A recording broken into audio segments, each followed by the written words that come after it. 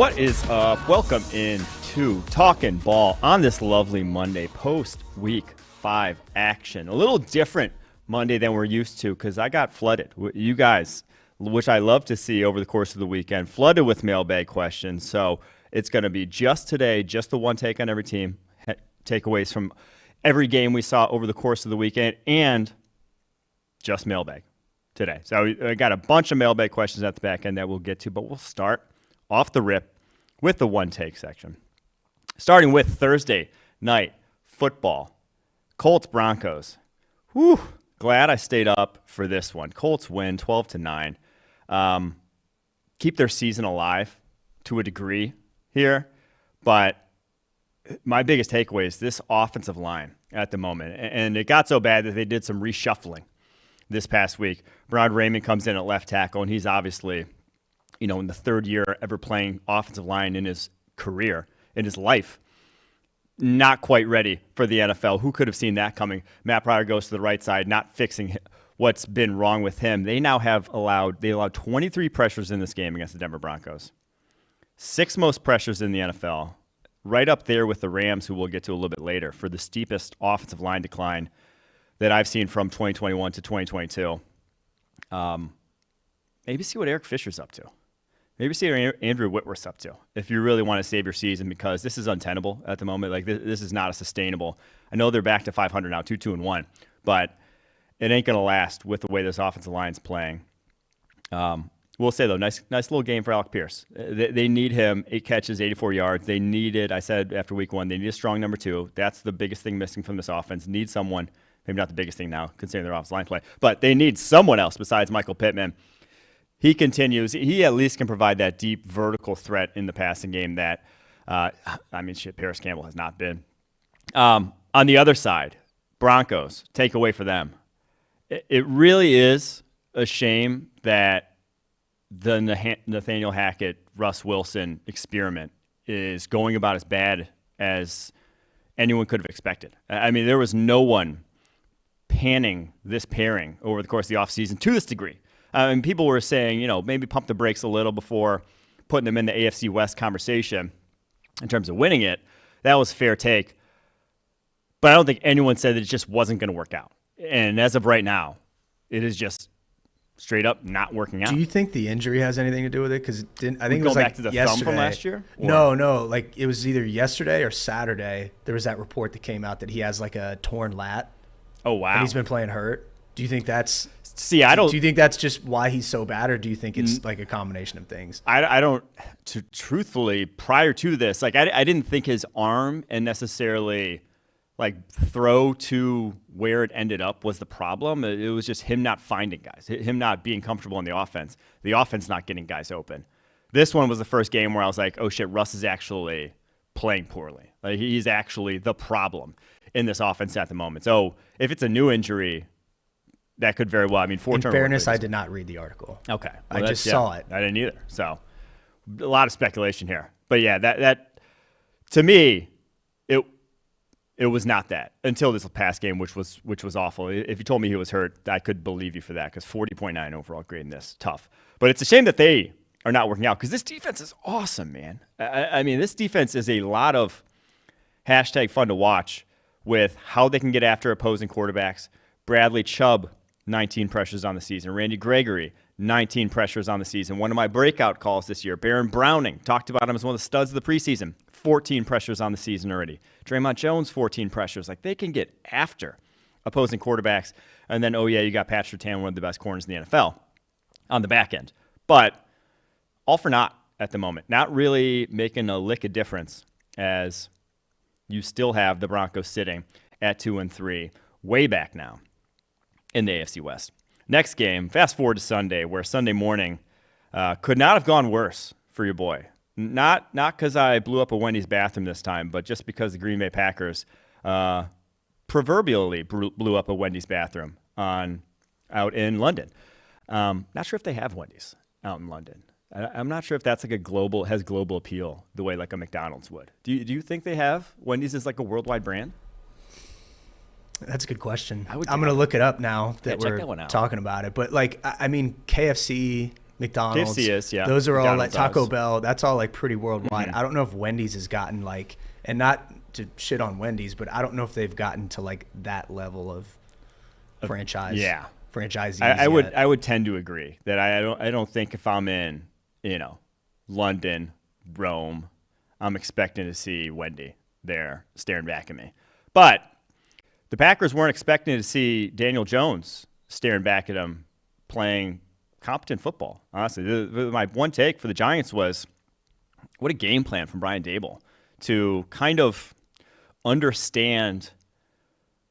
One, you have a turnover play quarterback who's dealing with an awful array of wide receivers with pretty much their entire starting wide receiving core out.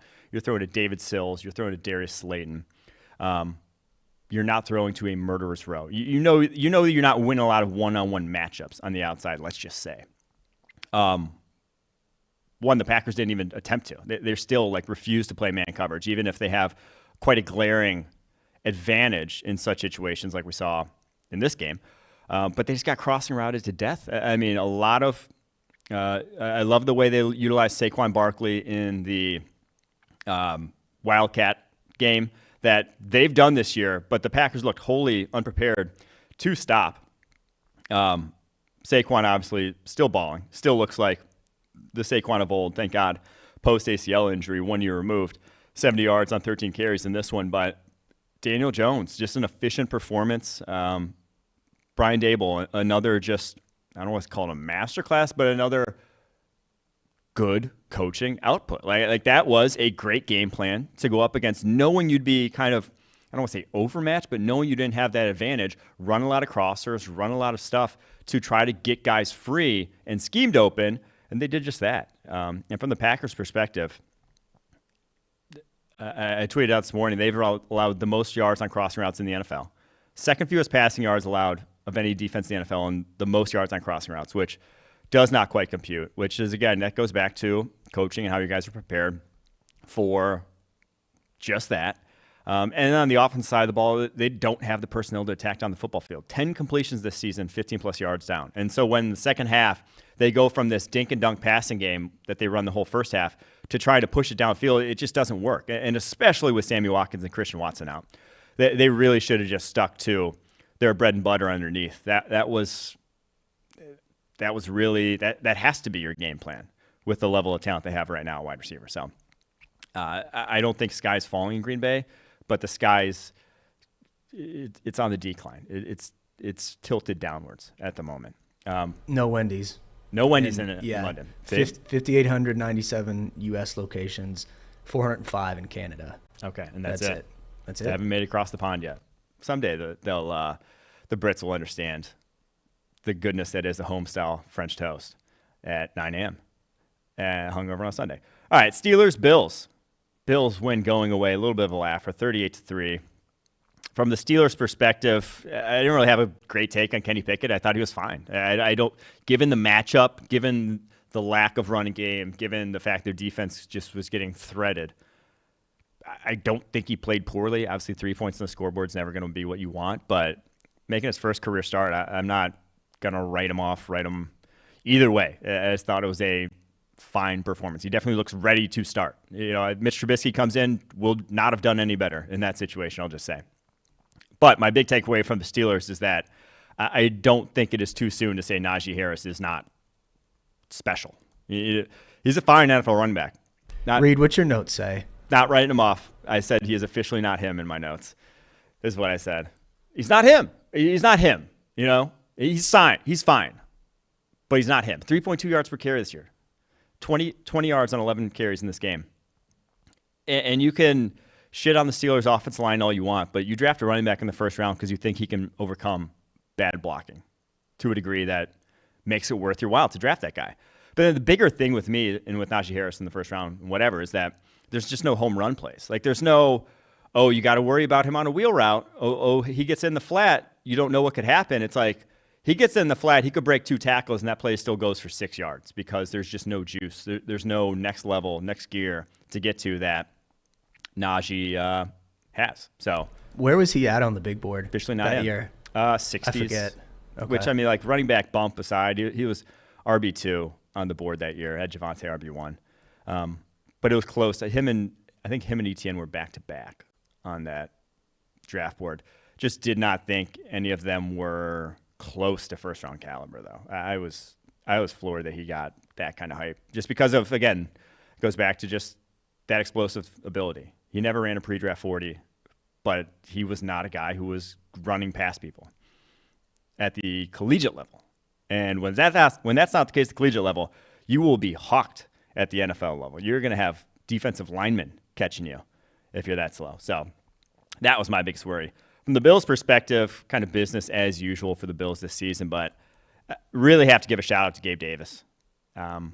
His development is kind of, I don't want to say a rarity nowadays, because guys still do develop, but I don't think we've had that kind of patience at the receiver position to go, to go the route that he has gone from backup year one to kind of just year-on-year improvement from 1 to 2 to now year 3, 171 yards in this game, 3 catches, 2 touchdowns. Really reminds me from what his game is as like a light version of Mike Evans, where he's this kind of bigger 6'3", 212. Now Evans got like 20 pounds on him and 2 inches, but just a guy who may not be the most sudden, elusive at the line of scrimmage, but he's so physical, and once he gets up to top speed, all of a sudden he's running away from you. You don't expect a guy that size to be striding away from you as, a smaller corner who thinks they're fast. But once he gets his long strides up to speed, he is flying, and you saw it in this one. 2 big plays for him on the day. And like I said, 171 yards. Gabe Davis, just a real nice compliment to Stephon Diggs, and both being downfield threats really makes this Bills offense, why they're the Bills offense right now. Next game, Chargers-Browns. Chargers win 30-28 after a debated Brandon Staley 4th down decision. Whew. Even I was at home like, Staley's going to catch some shit for this. Either way, the 4th down in his own territory, 4th and 2. Any chart you look at, though, says go for it in that scenario. Any chart does. And it's because, one, the scenario that did play out, they don't get it. They still have to gain yardage and still have to make a long field goal, which the Browns did not. The other scenario that I think people underrate how likely it is to get into field goal range with just over a minute left after a punt like that. Get the ball at your own 20, just over a minute left.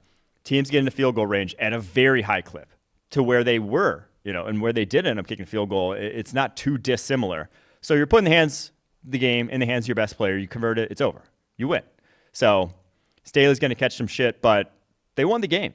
That was an outcome that exists when you don't secure it, is stopping them in quotes as in them missing the field goal. But yeah, Staley, dude can't buy a bucket though. It feels like anytime he does make that call, it seems it has not gone his way, or the ones that have gone his way just don't get remembered. So glad that we're talking about that in a semi-positive light at the moment, instead of it being another Brandon Staley 4th down decision that comes back to bite them. On the other side, and I said a little bit of this on It's Just Football for the Browns, this has to be the most underperforming unit in the NFL, in my opinion. Now, maybe I had too high expectations for them, but this defense has legitimate talent. All 3 levels. Difference makers, too, to be this bad. You have one of the best young linebackers in the NFL in Jeremiah Owusu-Koramoah. You have one of, if not the best defensive end in the NFL in Myles Garrett. You had Jadeveon Clowney back in this one, who's been playing well this season. You have Denzel Ward on the back end, one of the highest paid corners in the NFL. John Johnson, one of the highest paid safeties in the NFL. You have guys coming through that door that should be talented, that are either not playing up to what we've seen from them in the rest of their careers, or just not being put in a situation, because you've seen a lot of busted coverage and a lot of bad, just high school sort of level stuff, college level stuff from this defense that they're blowing on a weekly basis. That's not good. So 25 points per game against this Browns D. Yikes. And they play a ball control style of game. It's not like they're, throwing the ball willy-nilly that you'd expect high-scoring affairs. They have the leading rusher in the NFL. It's odd to say the least. There, Joe Woods' defense. On to Texans, Jaguars. Texans, surprise. Their first win of the season, no longer winless, 13-6. From the Texans' perspective, man, Dameon Pierce. I was a fan of Dameon Pierce, top 100 player on the PFF draft board, RB3 for us. Notoriously don't like running backs, and he was in the 90s. I didn't even think he'd be like this good. He has 33 broken tackles and 86 carries this year. Broke 17 tackles in this game on 26 attempts, the most we've ever seen in a single game in PFF history. Like that 6 run he had where he like flipped the guy over his shoulder, that was awesome. It's like 6 on that run. It's too bad that it happened in this game, because if that was like prime time, like shit, if that happened tonight, if Clyde Edwards-Helaire did that, a Chiefs player in prime time, you would see that on repeat for the next 5 years. Yeah, it did suck that it was in probably one of the least watched games of the weekend. But that highlight was out of this world. The fact that Florida never utilized him, still baffling. 100 carries last year. 100 carries at Florida. He almost has that many through 5 weeks for the Texans. Absurd stuff. And then on the opposite side of the ball, and I'm going to kind of plant my flag here. I do think in the coming weeks, you are going to start to hear people call out or call into question Trevor Lawrence's makeup, fair or unfair. But you're going to have people saying, Stephen A. Smiths of the world, Skip Bayless's, whether it's clutch gene, whether it's does he want it bad enough, is he a leader, is he an alpha? Because, he played like shit in this game, a very winnable game. The red zone interception was atrocious to Derek Stingley Jr. Yeah, this was not a team that should have given them as many fits as they did, but 2 picks, 60.6 passing grade, tough stuff. And did not play with swag. His pregame speeches were not registering. But his Gatorade commercial's bad too. Have you seen that? The Gatorade, it is. I'm a low energy guy, and even I'm like, ugh. I was like, dude, I'm also not a number one pick leader of a franchise. So, but there you go. I do think I know what you're saying. Yeah, start to get people calling it out. Does he have like the killer instinct that is what like separates a lot of the top end? Guys like Tom Brady because he is a psychopath to some degree. Like there are parts about him that are not healthy parts that do lead to winning on the football field, but also may not lead to being, the most well-rounded, empathetic human being. So Lawrence seems like a great guy, but I do think you're going to get people saying, does he have like the moxie, the makeup that is what the elite quarterbacks have? I don't know, but you're going to see people say it. All right, Chicago Bears, Minnesota Vikings. Vikings win 29-22, and kind of a tight one. Was not expecting it to go down the wire the way it did. From the Vikings' perspective, though, we got to talk a little Christian Darrisaw. I threw out a tweet this morning because I saw everyone talking about Elijah Vera Tucker. And I just had to rattle some cages because Christian Darrisaw has allowed only 7 pressures this season. Elijah Vera Tucker has allowed 14. And Elijah Vera Tucker's been great. Do not get me wrong. He's awesome at guard, at tackle, at wherever he's lined up. He's lined up at 3 different positions, I believe, on the season already. But everyone's talking about him when this dude, Christian Darrisaw, another shutout, going against Robert Quinn, who's going to be my one takeaway for the Bears. Shutout against Robert Quinn and company. 0 pressures on 48 pass blocking snaps. He's now allowed only 7 on 227 pass blocking snaps this season. 82.5 overall grade. That is, when you draft a tackle in the first round, this is the dream scenario. The Vikings have not had, that's what they wanted when they drafted Matt Khalil. Did not happen. Did not turn into this. Christian Darrisaw looks great, truthfully. Bear side of things. Robert Quinn, what's going on? Is it over? He was supposed to be, he was the one guy left. You traded away Khalil Mack. I floated out last spring. I was like, trade both. You really need to hit reset here.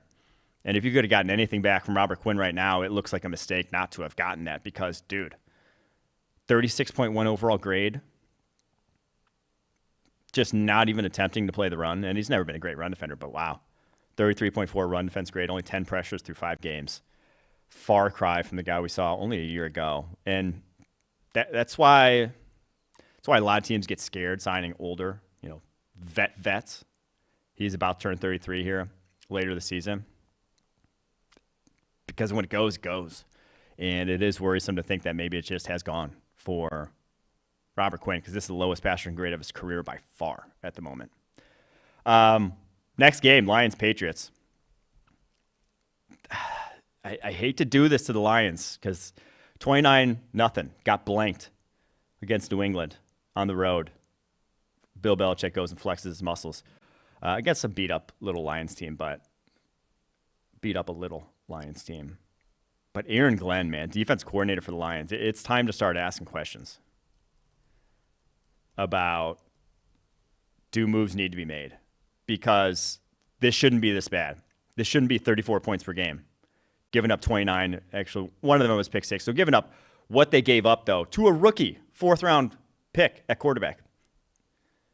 That shouldn't be, there's too much talent on this Detroit defense. You should win that game. Exactly. Just straight up say. Yeah, I was running around saying, I think it was Lions plus 150 money line or something was the bet of the week. I bet on it, and I did too. Did not work out. I did too. I thought you could beat a third-string QB. You're the better. They are the better roster. And now, again, offensively, they didn't have their weapons. Okay, I can get over the 0 points, but I can't get over what they gave up to a Patriots offense that's been in the net for the most of the year. And again, backup quarterback. That's just unacceptable stuff, man. That's Aaron Glenn's time because, it's hard to be. I'll just say this. If you were a upper echelon DC in the NFL, you're not giving up 34 points per game with this defense. Are you a top 10 defense with the talent they have? No. No one's expecting that, though. But it shouldn't be this bad. It should be middle of the pack to maybe slightly below. But this is not even close to that at the moment, fortunately.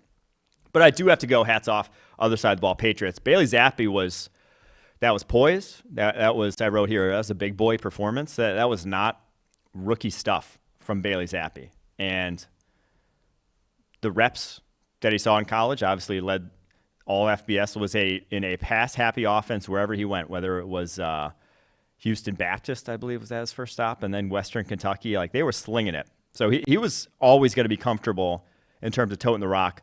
Obviously helps, though, when kind of got the Mac Jones treatment of only 22 dropbacks, wasn't asked to win the game, and then when he was, only 2 of those under pressure. That's a good situation to start a rookie quarterback in. But hats off to him. He delivered. I thought he was very poised, and it wasn't like Dink and Duncan. 9.3 average depth of target, 82.7 passing grade. Well done, Bailey Zappi. Not ready to crown anyone there, but I think they can compete to a degree with Zappi. You saw it last week, saw it this week. I don't think you're seeing a massive, massive drop-off from what Mac Jones is bringing to the table, at least this season. All right, next game. Seahawks lose to the Saints, but keep it tight, 32-39. Seahawks, your highest scoring offense in the NFL. And I'm ready. I'm saying it. Geno's for real. Geno's starting next year for over $20 million a year. I will bet anyone, right? Whatever you want to say, I am staking my claim at the moment. Not a super hot take by any means with the way he's played, but this is not fake. This is not Case Keenum. This is not Brock Osweiler. This is high-level quarterbacking with a less than ideal. It's not an ideal scenario either. A less than ideal scenario. 2 rookie starting tackles. Under pressure on, a third of his dropbacks so far this season, a little over. That's above average by NFL standards. And he's playing lights out. 91.3 grade again. Had the throw of the season to Tyler Lockett in the end zone. That was an absolute fucking dime. So, you can't fake this. Can't fake what Geno Smith's doing. Again, he is going to be coveted highly this offseason. Will not be surprised if the Seahawks franchise tag him. Because I don't think they're drafting a quarterback if they do franchise tag him. Other note for the Seahawks, Rashad Penny gets hurt. out for the year, broken fibula. God damn it. Pour one out for your NFL's all-time leader in yards per carry at the moment, unless Nick Chubb's overtaken him. 5.7 yards per carry for his career for Rashad Penny. Dude cannot buy a bucket, though. Only 337 attempts in his career. He just cannot stay on the field. Sucks, because he had another great game, 54 yards and 8 carries. But also Kenny Walker looks good, too. Broke off the big one. I think they'll be fine offensively. From the Saints' perspective, I can't. I keep sticking my foot in my mouth. I said, what's Taysom Hill doing on this roster last week after doing nothing for a team that was floundering to start the year? And 9 carries for 111 yards, 3 touchdowns, and threw an absolute dime of a touchdown, 222-yarder. Probably the best game of Taysom Hill's career. I don't think that's a hot take to say. That was pretty electric. Now Seahawks defense, we know, is rough, but Taysom, what a fucking weird player. I don't understand it at all. It's almost like they signed him to save him for 1 or 2 games a year, because he has one or two of these games every year where everybody's like, oh, what's going on with Taysom Hill? And then he comes out and does this, and it's like, yeah, it's $14 million for our secret weapon. It's not really secret because everybody knows he's on the roster and asks why he's not playing. Well, it fit Sean Payton's ethos, right? Because he's the ultimate. I mean, he trolls people on Twitter. He lives for that, where it's like, oh, I shouldn't be doing this. Well, I'm going to do it. That sort of feeling. Zig when everybody else zags. Exactly. Yep.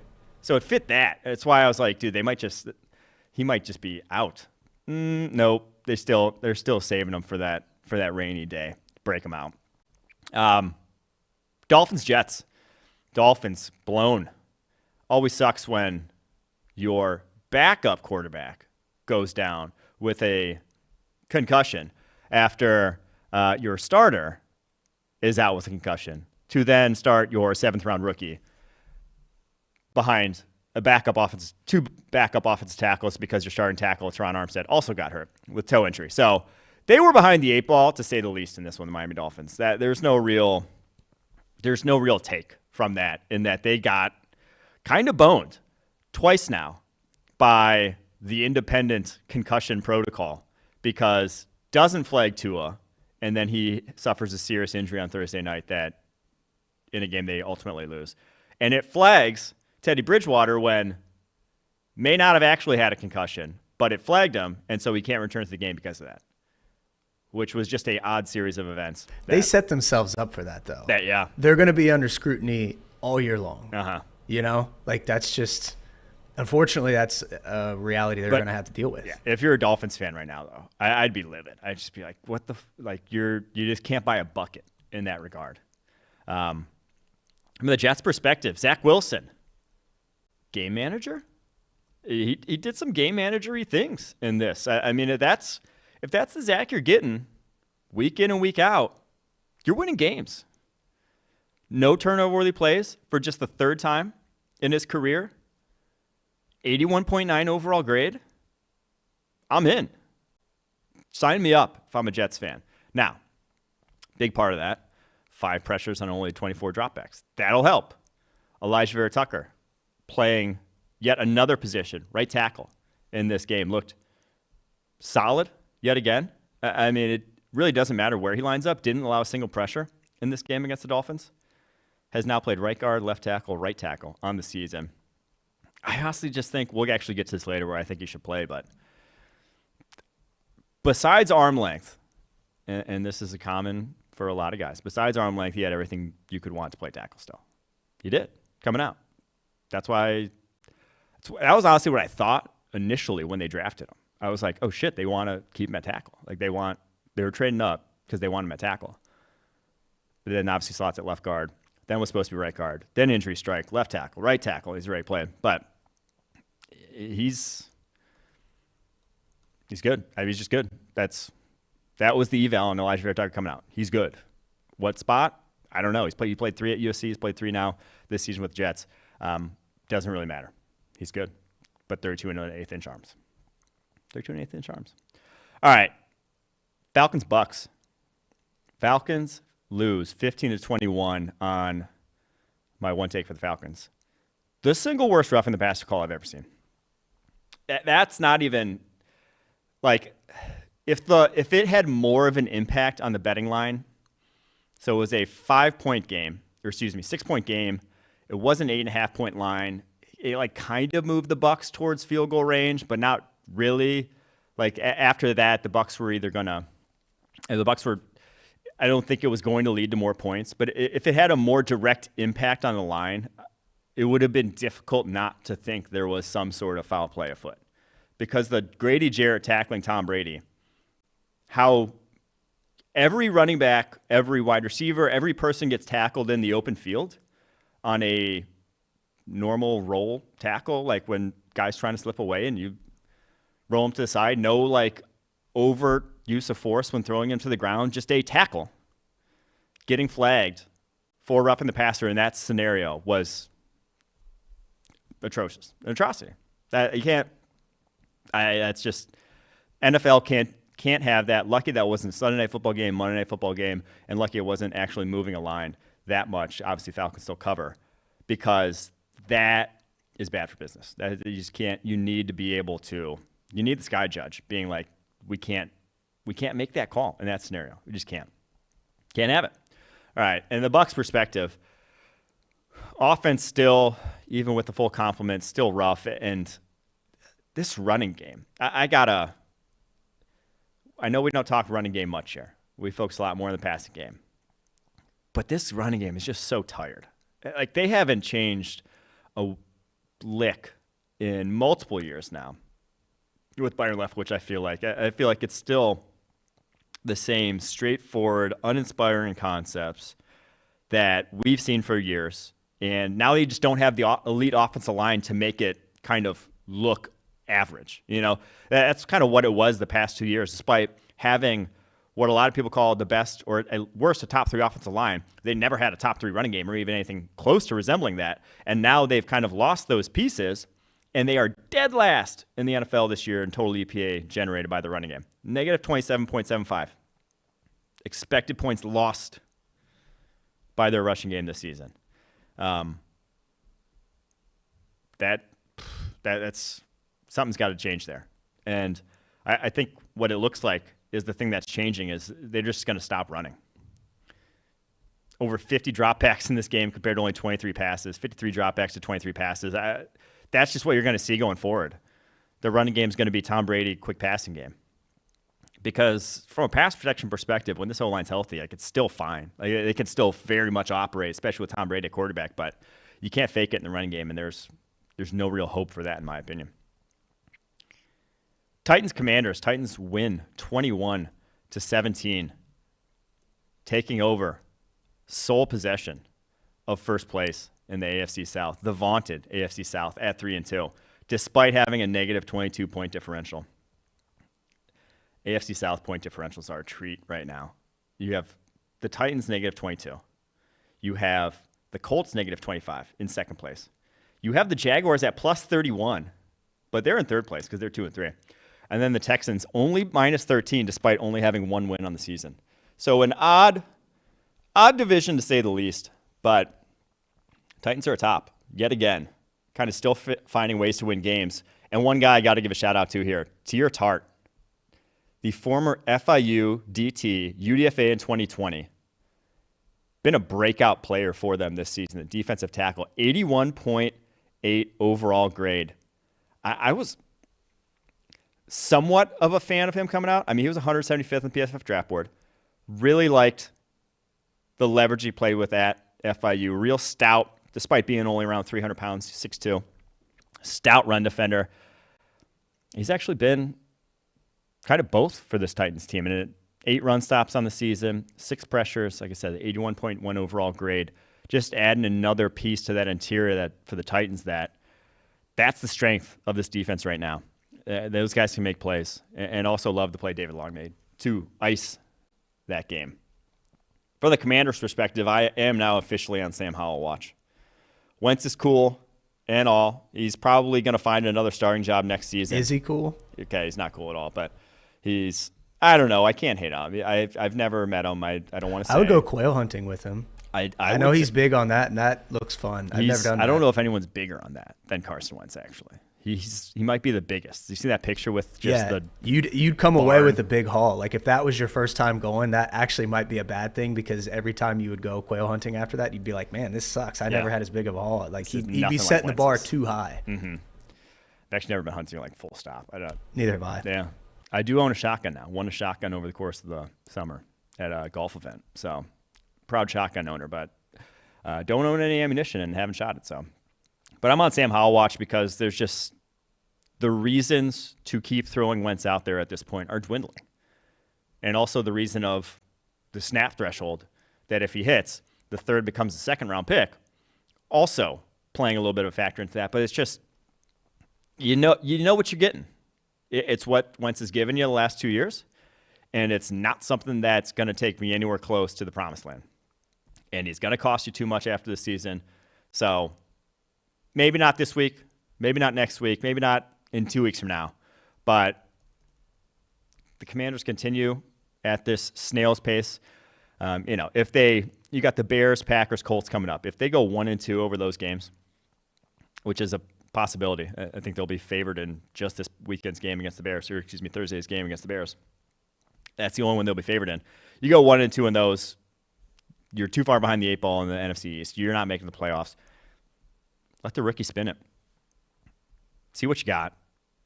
Worst thing that happens, you get a better draft pick, honestly. If you're a Commanders fan, that's what you got to be hoping for at the moment. All right, 49ers, Panthers. 49ers 37, Panthers 15. Pretty much as expected. The big news, though, out of this, Matt Rule officially out as head coach of the Carolina Panthers. Not a surprise. I think I said on It's Just Football, if he makes it through this stretch without getting fired, which was this game, obviously, against the 49ers, Rams game next week, Bucks game the week after. If he made it through that stretch without getting fired, I was going to be floored because they're not going to win these games. It was going to be 3 straight losses. I bet. And that's just too much at this point. In year 3 to start out, hapless as they are, it's just over. And I don't think he's a bad coach by any means. I do think he had too much control and not as strong a handle on how the NFL game is basically what wins, how to manage an NFL roster and where to invest, because they signed a lot of bad contracts on this team and had a lot of interesting decisions dating all the way back to the Teddy Bridgewater contract. That was just, it didn't feel like a team with a long-term vision. You gave him this massive contract and his 4-year buyout, apparently $45 million still left here on his deal. Gave him this massive contract, and he flew really by the seat of his pants a lot of the times in terms of the decisions they were making. And all these short-sighted trades, like the Stephon Gilmore trade was such a waste last year. I'm just surprised that it crashed and burned this poorly, honestly. But I think he's only tipped the iceberg. I think Scott Fitter is also going to be out. I think this is a full-on house cleaning in Carolina, that you're cutting all the dead weight, or all the contracts that need to be parted ways with this offseason are going to get parted ways with this offseason, and you're going to get a brand new regime in Carolina with a brand new quarterback at the helm with either the number 1 or number 2 overall pick. 49ers perspective, kind of business as usual, kind of one of those Jimmy G games where it's like, yeah, they can win with Jimmy G. It's like you don't get excited about, but yeah, you can win with them. My big takeaway, though, is Fred Warner. He's linebacker 1 at the moment. He is the best linebacker in the NFL. I don't know if that's a hot take. I know there's some competition. I think Matt Milano's played unreal this year. He would be right there in the mix. Shaq Leonard, when he's healthy, obviously there in the mix. But it's Fred Warner, man. His ability and coverage is out of this world in this game. 3 targets, 0 catches, 1 pass breakup, 6 defensive stops. He's now allowed only 88 yards on the season in coverage. 3 of his 5 games hasn't allowed a single catch. 3 pass breakups. And that's on 17 targets. Oh, freak. And not like, to me, I mean, Devin Lloyd, I comped Devin Lloyd to Fred Warner. these guys aren't, super uber Kenneth Murray-esque athletes. They don't wow you in that regard, but they're just so fluid. 4.64 for Warner coming out, but he just moves like almost like the inverse of a tight end, the elite tight ends and how they move. Kelsey's definitely a plus athlete at the position, but he wasn't a Noah Fant. He wasn't that unreal tester, but he just moves that way that you can't coach or teach or whatever. The fluidity, that's Fred Warner at linebacker. And then have you seen his jiu-jitsu videos? No. And stuff? It shows up. Interesting. Yeah. It looks like a guy that can move. I know he married a chick who was on The Bachelor, actually. I'm pretty sure. That's my only behind the scenes info on Fred Warner. But yeah, only one missed tackle this year on 39 attempts. That's LB1 for you folks. All right, on to the Eagles-Cardinals. Eagles. I wrote here, they're human. They're beatable. But it's also like they were starting backups at left guard and left tackle because Landon Dickerson went down this game. Jordan Mailata was already out to start. Backups at left tackle, left guard didn't really matter. Didn't really make a huge difference. Now, Jack Driscoll didn't play great at left tackle, but allowed 6 pressures. But offense still does their thing. And, it gets a team that we shit on the Cardinals a lot, but they're still, have won a couple games this year. Like, they're still a team that was in the playoffs last year and isn't too dissimilar to that team. So, to have that, backups at left guard, left tackle, not get the best game from Jalen Hurts, probably his worst throw of the season he makes, and obviously didn't result in the pick. Jalen Thompson drops it, but to still win, come out with W, that's what the good teams do. That's what the best teams in the NFL. So I think you got to put the Eagles in that conversation. Now, Arizona Cardinals perspective, I feel like every week I have some very shit on them take, fair or unfair. But I'm going to say Rondale Moore, real nice to see him making plays yet again. 7 catches, 68 yards. Still feels a little forced in the offense when they're doing like some scheme touches to him. Doesn't feel like they have a great plan on how to utilize him best because he had 2 carries for -7 yards in this game to bring his total to 3 carries for -11 yards on the season, which I want to see if he can go lower. I want to know the record for most yards lost as a runner because the NFL doesn't count sacks as a runner, whereas college does. But I want to see who's lost the most yards in a season. I think we can go lower with Rondale Moore. Would not surprise me if he winds up in the -20s with the way Cliff Kingsbury's used him. But good to see him at least out there making plays. Would like to see more of it in the Cardinals offense. And I'm kind of excited. 2 weeks from now, we get to see a little full. We get Hollywood. We get Rondale. We get Nuke. They could be a different team than they are now. I don't think that's crazy to say. But until then, I don't think this is close to a playoff team. Double XP weekend this weekend, worth noting. Okay. And who the Cardinals got? No, it was a double XP it was weekend. this weekend. Yeah. Oh, okay. Yep. So, hey, you survived. You survived if you're a Cardinals fan. It didn't go too far south. All right, Cowboys-Rams.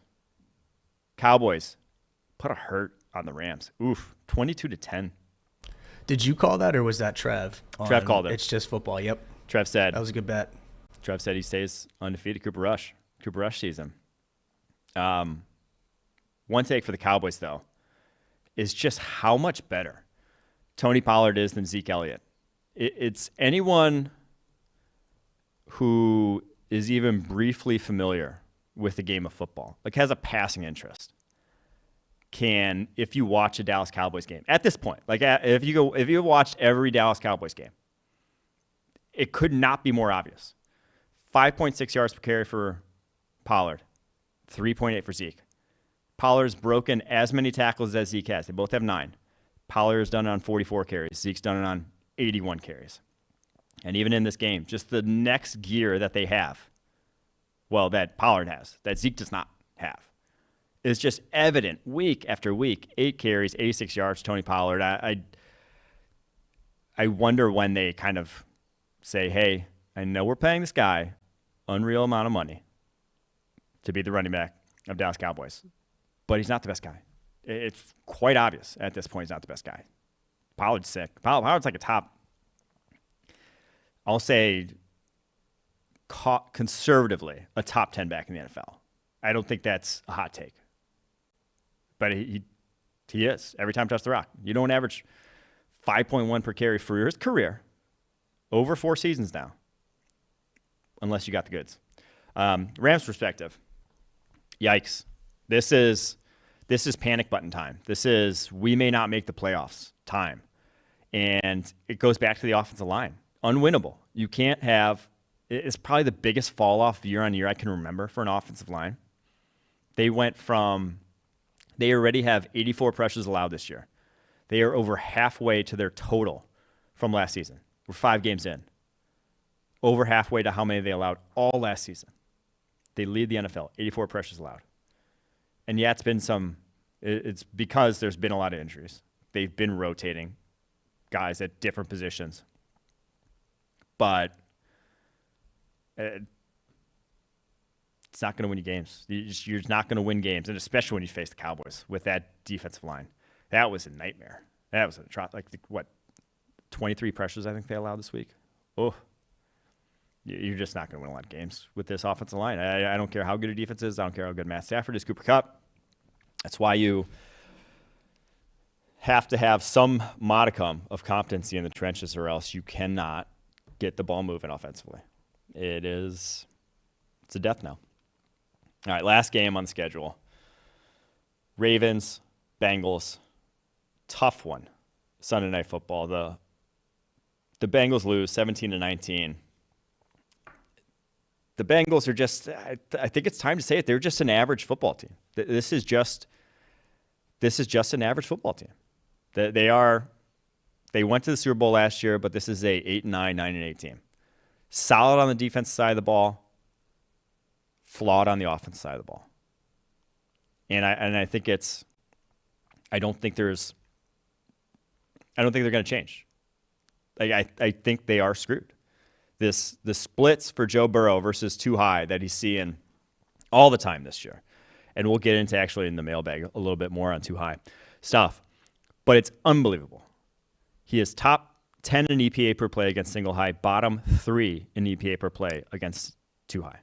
Because they're running like the same routes. They don't have they're having, Jamar Chase run goes into rolled over safeties, which just that's a waste of Jamar Chase at that point. And Burrow will force it in there. And too. then and that's the problem. And you saw it last night. Like he'll dink and dunk down the field until he gets impatient and he's like, "Oh, I need a big play." And that's when he takes a sack, or that's when he makes up his mind that he's throwing a Chase before the ball is even snapped, and Patrick Queen comes up with an interception. That's the big problem. He just needs to be patient. Is that he doesn't have that, and you aren't afforded that with his offensive line, because as soon as you get behind the sticks, as soon as there is a negative play in a run from Mixon, a sack on Joe Burrow, that drive's dead, because they haven't figured out a way, or aren't even attempting to combat these too high defenses with anything that remotely resembles an explosive passing game.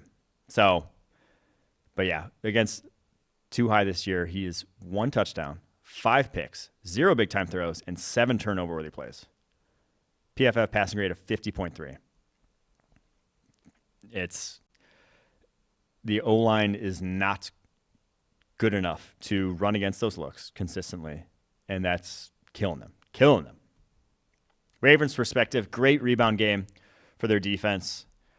I think it is only a matter of time before this defense kind of gels and you see the secondary play up to its potential. Not many more. To survive kind of I'd call a bad Lamar game. That was not one of his better performances this season. From a grading perspective, only the Buffalo game was lower. To survive that and win against your biggest divisional opponent at the moment has to be good if you're a Ravens fan. That was necessary for them. All right, mailbag. First question comes from, I'm going to butcher this name here, Vishnu Srinivas on Twitter.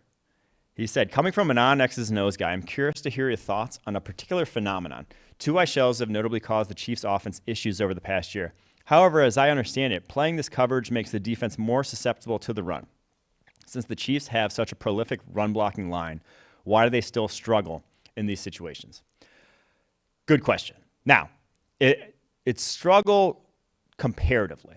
So you're basically the two high shells. What they've done to the Chiefs is take them from this, all-time sort of offense. You go back and look at the run they were on from 2018, 2019, early parts of 2020. It was just offense to the degree that the league's probably has happened. You can count on one hand the amount of stretches we've seen like that from an offense in the NFL. So that's the bar you're setting against, is that they just haven't looked that good against two high shells, which is kind of, it's still a big deal when you are an opposing defense coordinator, is to just slow down an offense that's that good. So it takes, you do have a good run blocking offensive line, but instead of, 50, 60-yard plays to Tyreek Hill, to Mecole Hardman, Travis Kelce, whatever, is walking through that door now, your ideal, a good run is 8 to 9 yards. It's just a different animal in what you're doing, and you have to consistently do that. And the whole sort of why you've seen such a rise in it throughout the NFL is basically teams saying, we'd rather give up 20 points, basically knowing that we're going to give up these drives, that we know we're going to give up a lot of first down conversions because of the way we're playing defense, to not give up a ton of chunk plays that are what leads to your defense just getting decimated and 30, 40 points on the scoreboard. So you're seeing a lot of teams make that decision and say, yeah, we'll give you scores. We'll give you field goals. We'll give you that. But then you have to, we'll make it so you have to be efficient in the red zone and efficient going down the field to make those, to score your points. So I think that's the biggest thing. And yeah, the Chiefs have, they've been better of late as run blocking offensive line.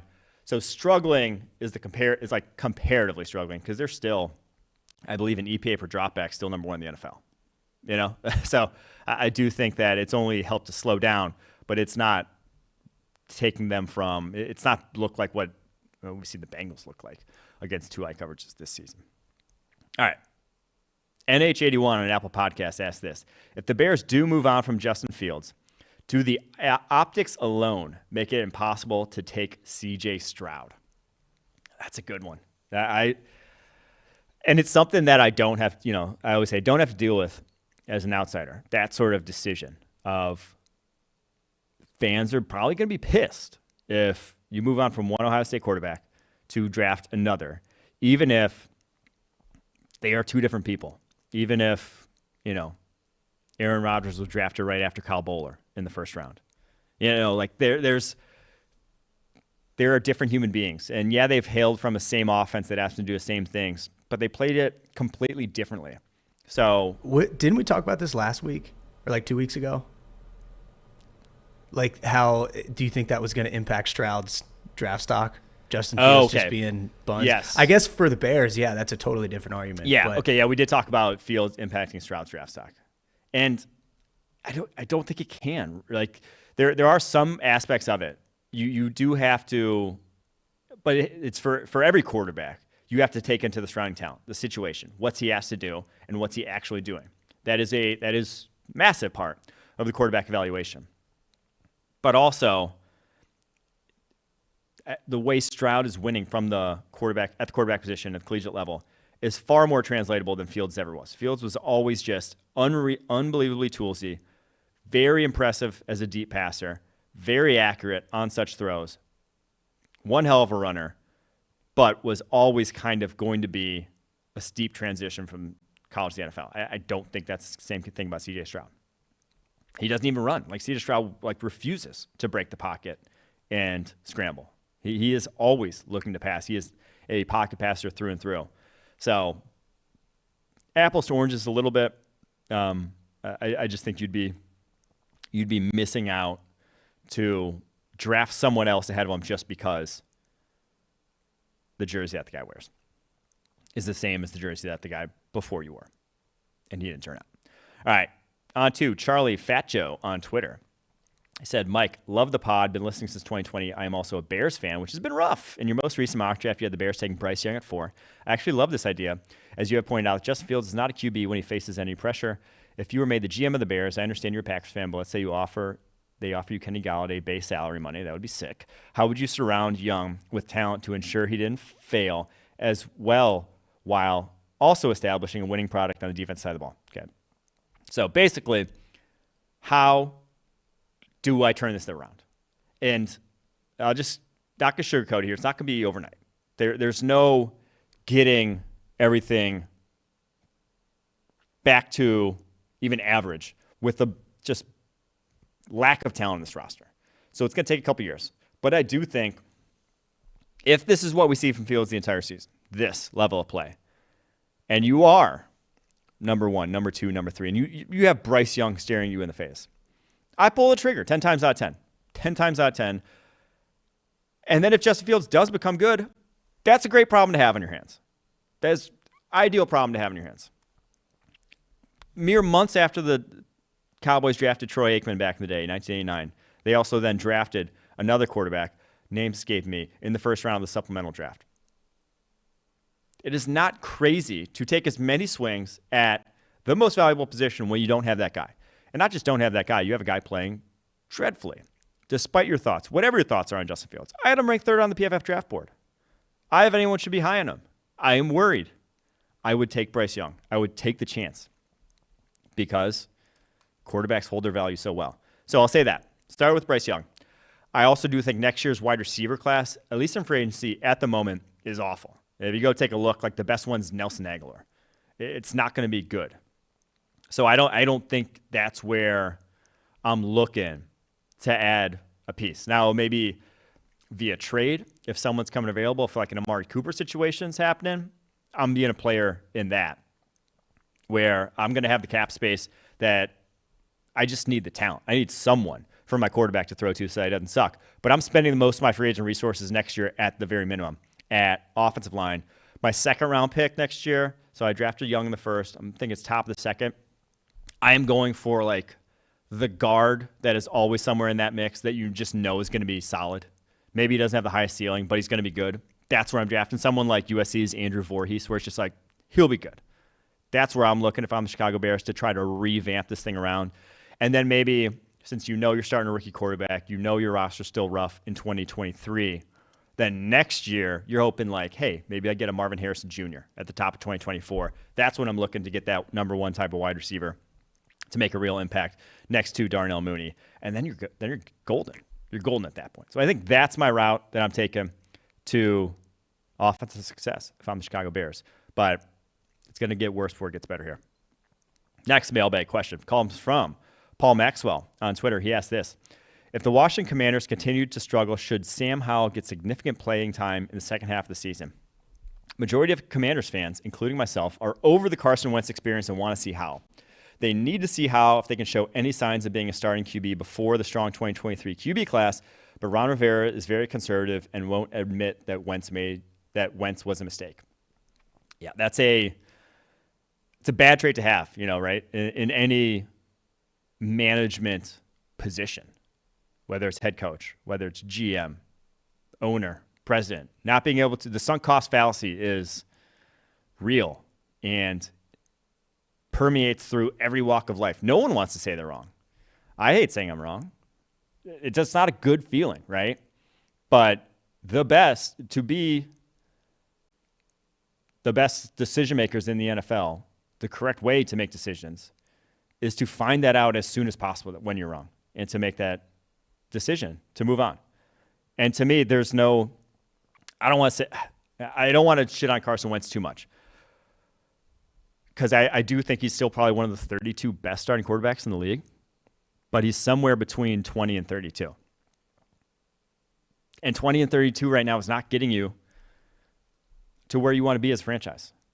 I'm not saying Sam Howell will, but he will at least he'll at least show you what he is if you play him the second half of this season. You'll at least get to know that. And as I said earlier, worst comes to worst, he's giving you a higher draft pick if he does suck. If he is really bad, you are getting a higher draft pick. You are having to give away a lower draft pick in the Carson Wentz trade. And then maybe Sam Howell's not the guy. Maybe I go somewhere else. But that's me.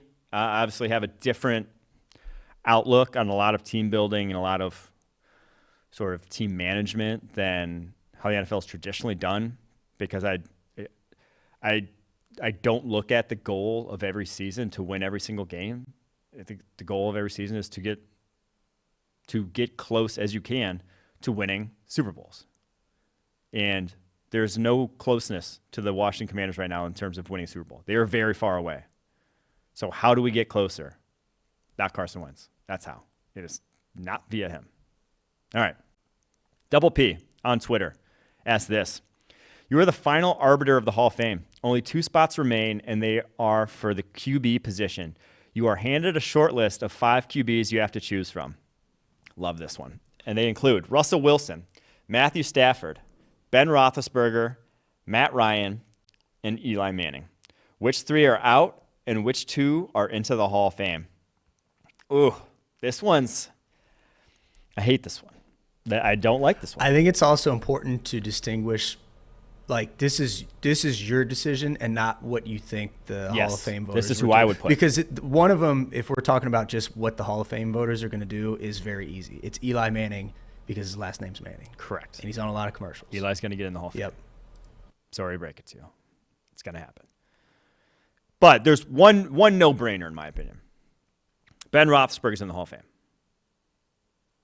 Multiple Super Bowl wins while also playing very well in them. And also just having a track record of year-on-year elite-level quarterback play. Ben Roethlisberger's in the Hall of Fame. That one, we don't have to debate. After that, Matt Ryan's probably the definite odd man out here. No Super Bowls. Is he? I think he is. He has an MVP award, and he's going to finish his career probably top 5 all-time in passing yards. Is he going to finish top 5? Yeah. I got to pull it up right here. What's his number right now? What's he ranked? So he is at 8 right now, 61,111 yards. Dan Marino's 61,361. Phil Rivers, 63,440. So he'll probably pass Phil Rivers this year. And then Ben is at 64,088. So if he plays maybe one more year, maybe a half of a year, he's going to be top 5. Yeah, I still lean. I'm not a Matt Ryan stans. Yeah. I'm just saying, like, that's Hall of Fame-ish resume right there. It's close. Yeah, you're not wrong. Here's the tough part. I think, or I would have said, I would have assumed Russell Wilson. He's 33 years old. I would have said he probably has 4 more years at the kind of level of play we've seen from him of late, which was good until after his thumb injury, and then obviously until this year. Like, given that assumption, I would have thought it was him, no-brainer. But I don't think that's an assumption we can make at the moment. With what he's playing, 59.4 passing grade, never been below 70 any other season the rest of his career, and just in the tank right now, I don't think we can assume that he's going to play 3 or 4 more years at a high level. So just in terms of overall resume then for these guys, I think it's between Eli and Stafford. And, I think I'm leaning Eli. I think I'd lean Eli then. Oh, I hate that I'm even saying that. But yeah, I think he's going to get in. I mean, it's a foregone conclusion. Yeah. And he's also top 10 in passing yards. He's 9th. He had some insane years. 023. He had some years, namely 2011. And in that range, I think 2009, he was pretty nasty too. That was just like, okay, he's playing out of his mind. And he played behind some shit offensive lines in New York for a while there. Like, other quarterbacks would have gotten just utterly demolished behind some of the lines that he played with. Eli managed to win 2 Super Bowls over that span. Do you think Cooper Manning is going to get in the Hall of Fame, even though he never played an NFL snap, just because his last name's Manning? Just as it's possible contributions to the game, certainly or possible. They give that. He did. His son might. We might crowning his son March. Here. Yeah. So I guess I'm going Roethlisberger Manning. Oof. But that also, like, Wilson has years, Stafford has years. I don't think Ryan's done enough, in my opinion. So those are the guys I'm going with. What do you think about Phil Rivers? Oh, man. Phil just, I don't know. He was a better year-on-year quarterback than Eli Manning. He had another guy with some bad teams that he kind of made look a lot better, that just had no business being in the hunt the way they were for a lot of those years. But no rings, not even sniffing a ring. Hard to really put him in that conversation. I hate the conversation, though, because it is so ring-focused. When there's only so much you can do. Only so much you can do. The only teams like Rivers had that I would realistically put in like ring adjacent that should have been there were really early on in his career. After that, they just did not surround him with enough talent. All right. Will Rich on Twitter says this. Hey, Mike, is it time to consider DJ Uiagalelei a first-round prospect? Came in last year with a ton of hype, and it sucked. But he's leading college football in big-time throws and has posted a solid PFF passing grade. I know you love your boy Tanner McKee. I do. But DJ U's numbers have been just as good, has a much lower pressure to sack conversion rate, appears more mobile, and pretty much every stat is better from a clean pocket. Not first round. He is still far too inaccurate, in my opinion, to be put in that conversation. Still sales, a few too many. I will say a lot of the other stuff, though, looks a lot better. He's definitely been a lot better under pressure this season. That's, I think, the one biggest thing. And his deep ball is very much improved. I do think there is a world in which he ends up a first-rounder. I think we're too close to that bad season, though, for NFL teams to trust him. I honestly think you're going to see him come back for another year. I doubt he declares. So keeps playing like this year. If he comes back another year like this, then we can start to talk. Starts to consistently week in, week out, no duds on the schedule, then we can talk. Then we can be like, okay, DJ's first round. I mean, he's got the tools, right? But you can't play as bad as he did last year. Just complete ineptitude at the quarterback position for a full year as a starter, as a sophomore, and really expect to get on radars that quickly. I think teams would just be a little scared of that. So, next one. Josh McDonald on Twitter says this. Elijah Vera Tucker, now at our right tackle. Over the last 2 years, he started at left guard, left tackle, and right tackle. Zero pressures. Zero pressures this past week, that is. Where should he be playing?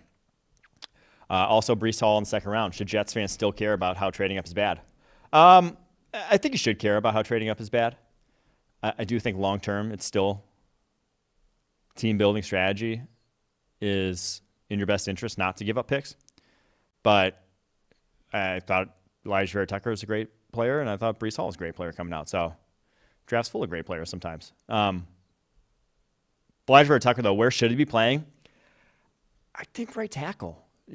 That's where you need him to play, right? Like, ultimately, long term, I don't know what Mekhi Becton's sort of prospects are of returning and never playing at a high level again. Obviously, 2 seasons now lost with injury. But if you just assume he comes back and he's healthy and he's solid, I think you keep Elijah Vera Tucker at right tackle. He played there this past week, and I know he didn't play there in college, but he's had enough experience. Played right guard, left tackle in 3 subsequent seasons at USC. Now played left guard, right guard, 2 subsequent seasons at the Jets before now getting jostled between left and right tackle the past 2 weeks. There are tackles doing it with his arm length in the NFL. Braden Smith did it at right tackle, has done it at right tackle for the Colts for a few years now. It's not impossible. And it's so much more valuable, as Jets fans can attest to, the tackle position versus the guard position. A bad tackle brings your offense to your knees. So I would put him at right tackle. I'd keep him there. Do you think finances is going to play into that at all? Because if you move him to right tackle and he balls, then you got to pay him a lot more. No, you can't. You can't factor that in. You gladly pay that guy more, I think. And it's getting to the point where high-end guards make a ton of money too. You you got to worry about what's best in terms of on the football field. To me, right tackle is where I'd play him. Next up, Josh Alstrom on Twitter says this: Hey, Mike, since we just had a Michael Penix question, what are your thoughts on BYU's Jaren Hall? Interesting prospect, because for a number of reasons. One, he's about to turn 25 years old before the draft. He is way on the older side. I highlighted him and Hendon Hooker as two guys who will be 25-year-old rookies that could also be drafted at the quarterback position, which is a rarity. So, one, he has that knock against him. Two, he has the size knock against him. 6'1", 205. He may go to the combine and measure in at 6 foot. He's not a big dude. That's old and small, not a great combo. He looked bad against Notre Dame this past week, and I'll say, I think he's improved as a downfield passer this year. He has a gun. I mean, he has arm talent, which is why he's on radars. One hell of an athlete at that size. But I still watch him. He's more athlete than quarterback, if that makes any sense. I would not even, I'd throw a dart 5th, 6th round, 7th round. That's how I feel about Jaren Hall at the moment. I feel a lot stronger about Hendon Hooker if we're talking about the older quarterbacks. Hendon Hooker's playing his way into a lot better draft position than Jaren Hall has this season, even if he has improved, in my opinion, from some of the things we saw on tape last year. All right, next up, Cole Takes OSU had this for a mailbag question. He said, is there a chance Jalen Carter, that's the Georgia defensive tackle, is higher on some teams' boards than Will Anderson? Very similar to the 2019 class when some teams valued Quinnen Williams over Nick Bosa. Interior defensive linemen who can rush the passer at an elite level are a rarity, while the other multiple first-round edges, there are multiple first-round edges every year. I think there are multiple first-round edges every year because that's the position that can impact passing game the most. Now, interior pressure is deadlier than exterior pressure, edge pressure, but you just have far more opportunities on the edge to avoid double teams, to go one-on-one, to actually impact opposing passing game. So I think a lot of times when people are like, oh, he's higher on some boards, well, it's like if you have, say you're the Chargers, you got Joey Bosa, you got Khalil Mack. Are you going to draft Will Anderson, or do you want the guy in the interior? Boards are made up differently because teams have different needs and different wants. So if you're the Bears and you really need that 3 technique in Matt Eberflus' defense, sure, I could see them having Jalen Carter higher than Will Anderson because that's such a key component, something that they were desperate for this offseason. We're willing to actually sign a free agent and Larry Ogunjobi to do so. So I could see it, but it would only be based on that. Talent-wise, from like what they're doing on a football field and impact-wise, you're still leaning Will Anderson there. All right. This one comes from Peyton Gardner on Twitter, I believe. He said, thoughts on the Paul Chryst firing. Who do you think would be the best replacement for him? So Paul Chryst obviously out as Wisconsin head coach. My initial thought, and now growing up, I was a massive Wisconsin football fan. I remember going to Memorial Stadium to watch Juice Williams against Wisconsin in maybe like 2007, and with Illinois winning, and I was like livid. I remember just being pissed. I used to be like big Badgers fan. Fallen off in that regard, obviously now I lean more Notre Dame in terms of how much my interest in college football, how much time I spend following. But I will say they couldn't lose Jim Leonhard. So my initial thought was just they knew that, hey, we're kind of trending in the wrong direction, especially on the offensive side of the ball. And we have a defensive coordinator that is literally getting sought after by NFL teams, that if we go another year, he may be coaching somewhere else. He may be in the NFL. He may be not walking through that door when he's one of the best DCs in college football. I mean, what he has done on the defense side of the ball for Wisconsin has been incredible over the past handful of years. So that was my first thought, was just they realized they can't lose Jim Leonhard, and we're going to, should they let Paul Chryst go through the rest of the season. So he's obviously the interim. I think they make it full-time once the season is over, but interested to hear from other, Wisco fans what they think on that topic. But that was just my initial thought because, man, their offense, not to say you can't win with that style of football that they were playing, but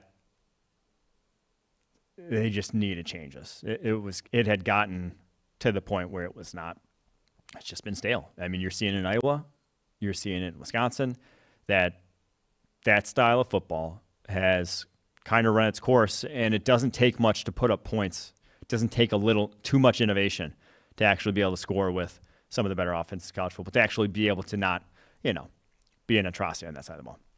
Last mailbag question here, and then we'll get you guys out for the day. This one comes from FPL Matrix, and he said, although it's only 4-game sample, if you were re-ranking wide receivers from the 2020 NFL Draft, how much higher would Romeo Doubs be now compared to where he was in April? That is a great question. And I was lamenting this to Trevor Sikkema the other day, now roommate, other PFF analyst, saying, I loved Dobbs' tape at Nevada. I was super high on him going into the season, super high on him going out of his senior season, and then he had one of the worst Senior Bowls I've seen. And I put a lot of stock in the Senior Bowl. It's one-on-ones against future NFL corners, and it was awful. But he also had a play very early on in the Senior Bowl, the very first day, where Carson Strong, just in warm-ups, led him into the group on a go ball on the other side of the field. He gets tripped up, hobbles off the field, didn't come back for a little bit, came back, played the rest of the week, but then he doesn't work out as pro day, misses a good amount of time, undisclosed injury. I think he got hurt on that play and tried to play through an injury at the Senior Bowl. I have no more information to back this up other than I was right there, and he definitely ran hard into another player on the other side of the field and was limping when he got back up. And then he had an absolute shit Senior Bowl. So ended up ranked 100th on the PFF draft board coming in. Obviously falls to later than that in the actual draft. Wide receiver, outside the top 10 wide receivers on the PFF draft board. I would have him in if I could redo it, I'd say I'd bump him up to somewhere in the 50s at the moment. It hasn't been so outstandingly good that I know for a fact this guy's going to be, a number 1, number 2. Still some projection. Still pumping the brakes in that regard. But I'm definitely taking him over, Danny Gray from SMU, who I had higher than him. Alec Pierce from Cincinnati. I'd probably still lean Dobbs in that. I'd probably lean Dobbs after this. Calvin Austin from Memphis. Kyle Phillips from UCLA. Christian Watson, obviously, I have Packers. I'm leaning more towards him. John Mechie. That one's debatable. These are all guys ahead of him in the 70s. Obviously, Mechie was never going to play this year with the ACL. I'd probably put him ahead of all those guys in the moment from what I've seen this rookie year, because he's a high-end athlete, 6'2", over 200 pounds, had a broad jump over 10 feet, ran high 4.4s at it when he ultimately did work out in April. So, yeah, I think Dobbs somewhere in the 50s is where I would do in a redraft. Probably somewhere like wide receiver 7, 8 is where I would put him. So, all right, there you have it. Your mailbag. Really appreciate all the questions. As always, send them to PFF_TalkinBall on Twitter. If you send a DM to me, I might see it, might not. If you want your question answered, definitely send it in to PFF_TalkinBall. And on Thursday's episode, Movie Club, all the right moves. Make sure to go watch it before then. We'll give a full review on then. Until next time, Talkin' Ball.